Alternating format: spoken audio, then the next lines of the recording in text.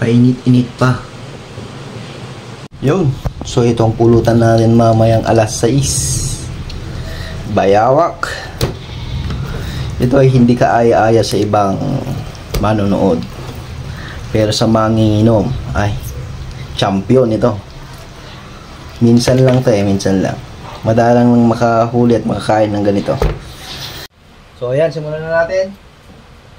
So ang una natin gagawin, ipapakulo natin yan ng nasa 15 minutos. Tapos lalagyan natin itong tanglad.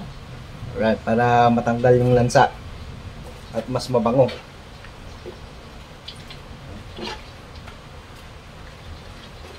Ito ang pinakaunang gagawin mo kapag magluluto ka ng bayawak.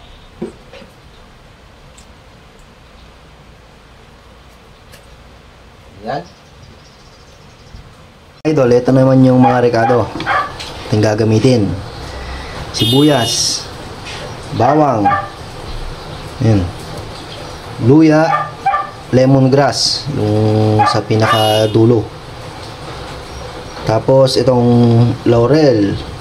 And then, syempre di mo wala ang gamot sa bukol, kutsay, and sili. So, yan lang naman.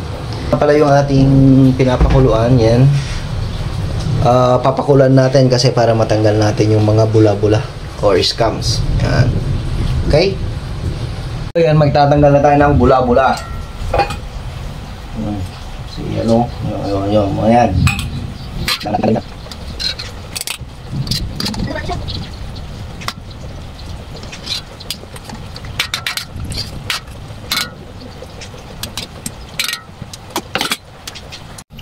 So ayan, pagkaraan ng 15 minutes, okay na to. Kulo na lang kulo, and then patayin na natin at i-drain. So, ayan mga idol, kapag natapos ng pakuluan, kailangan nyo ulit hugasan yan. Kasi tingnan nyo, marami pa siyang puti, ay nagtatanggalan na ganyan, no? Parang scams. Kaya hugasan natin ng 2 beses yan. Tsaka natin ituin. Alright. So, sisimulan na natin. Okay. Mantika na naman sa mailit na kawali. Namin nyo lang. Kung magtilid. Dahil pag yan naluto, lalabas ang mantika niya. Okay. Isa ng bawang. Sunod ang sibuyas. Saka luya. Baka magtaka kayo kung mawawala yung amoy ng tanglad doon. Hindi. Kasi meron tayong mix-slice dito. Ayan, kasi hinugasan natin, di ba? And then yung sili. Then after that, susunod na natin itong kutsay. Tapos itong laurel.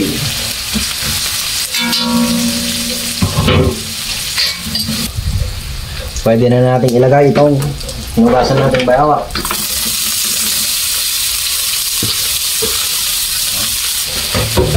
At haluin.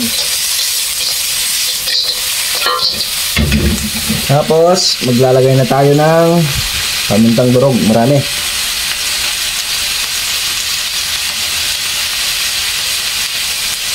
Look at that.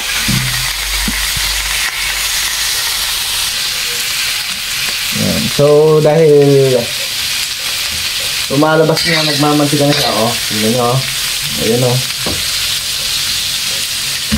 Ayan, pwede nyo lagyan ng toyo. Toyo ng asawa nyo. Tapos toyo.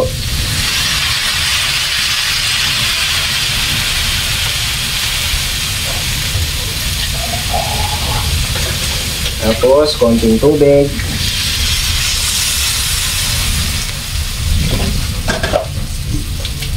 Kalahating magic sarap. O kalahati lang. Tapos haluin.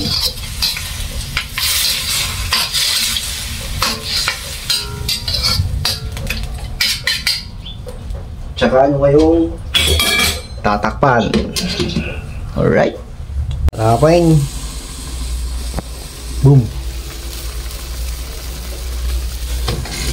Tapos ito naman ang ating ulam. Nilagang baboy. Poo! Mga lodi, kapag kayo nagluluto ng ganito, huwag nyo masyadong lambutin ha. Hindi lang dahil mabilis maubos, pero hindi siya masarap. Ganun kasarap pag naku-corn beef. Okay? So yan, check natin. Mabas na mantika oh. Lalagyan pala natin yan ng asukal na konti lang naman. Ang balanse lang ng lasa. Para hindi masyadong manghang. Una mo lang na. Konti lang talaga. Okay na yan. Gawin na natin. Lalagyan natin ng asukal kasi manghang to.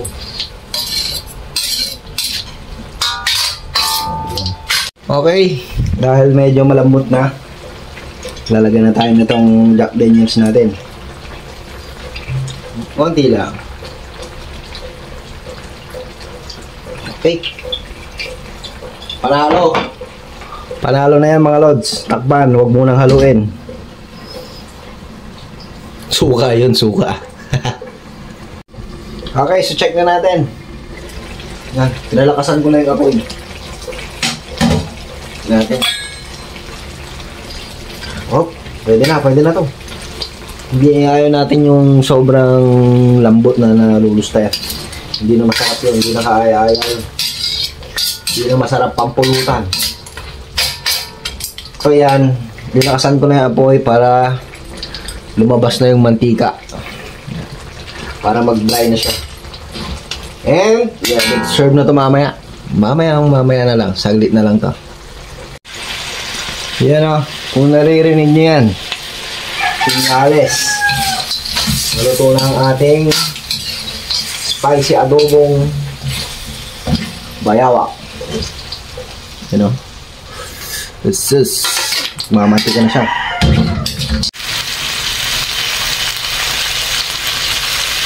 Hey! Nagmamanti ka na. Game!